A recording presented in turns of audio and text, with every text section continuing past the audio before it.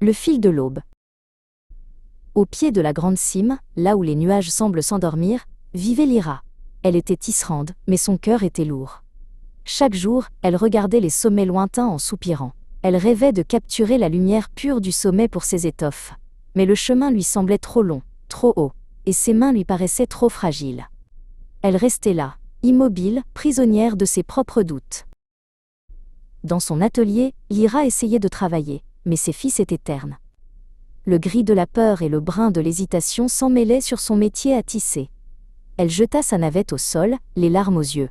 « À quoi bon essayer ?» murmura-t-elle. « Je ne serai jamais capable d'atteindre les hauteurs. Je ne suis qu'une simple artisane des vallées. » Un matin, alors qu'elle s'apprêtait à abandonner son rêve, un vieil homme nommé Thalès frappa à sa porte. Thalès était un voyageur qui avait parcouru 1000 sentiers. Il portait un bâton de marche sculpté et un sourire serein. Il regarda le métier à tisser vide, puis il regarda Lyra. « Le voyage ne commence pas par un saut, Lyra, mais par le désir de soulever un seul pied, » dit-il doucement.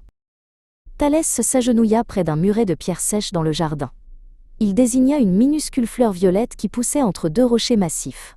« Regarde cette petite vie, » expliqua-t-il.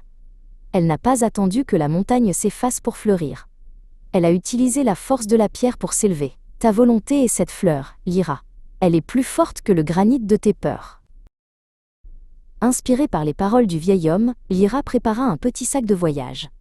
Elle mit un pied devant l'autre sur le sentier rocailleux qui menait à la grande cime. Au début, chaque pas lui semblait une victoire contre elle-même. Les cailloux roulaient sous ses semelles, et le vent commençait à souffler plus fort, mais elle refusait de regarder en arrière. À mi-chemin, une tempête éclata. Le ciel devint sombre et la pluie cinglante glaça les os de Lyra. Elle s'abrita sous un surplomb rocheux, tremblante. L'obscurité l'entourait, et une voix intérieure lui criait de redescendre, que le confort de la vallée était bien plus sûr que cette épreuve. Elle se recroquevilla, luttant contre l'envie de renoncer. Soudain, une lueur apparut dans la pénombre de la grotte. C'était Thalès, qui l'avait suivie de loin pour s'assurer de sa sécurité.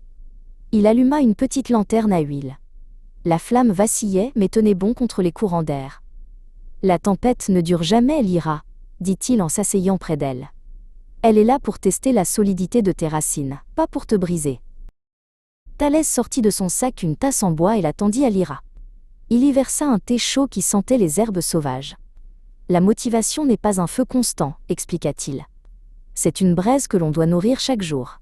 Repose-toi maintenant, car demain le soleil aura besoin de toi pour briller sur les sommets. » Lyra but le thé, sentant la chaleur revenir dans son corps et dans son âme. Le lendemain, le ciel était d'un bleu pur. Lyra reprit sa marche et atteignit enfin le sommet. Là-haut, le monde semblait infini. La lumière de l'aube était si vive qu'elle semblait liquide, une mer d'or et de rose s'étendant à ses pieds. Elle n'était plus la tisserande craintive de la vallée. Elle était devenue celle qui avait conquis sa propre montagne. De retour dans son atelier, Lyra ne tissait plus de gris. Ses mains volaient sur le métier, entrecroisant des fils d'or, de safran et de bleu céleste. Elle avait compris que la plus grande force ne résidait pas dans l'absence d'obstacles, mais dans le courage de continuer à marcher malgré eux.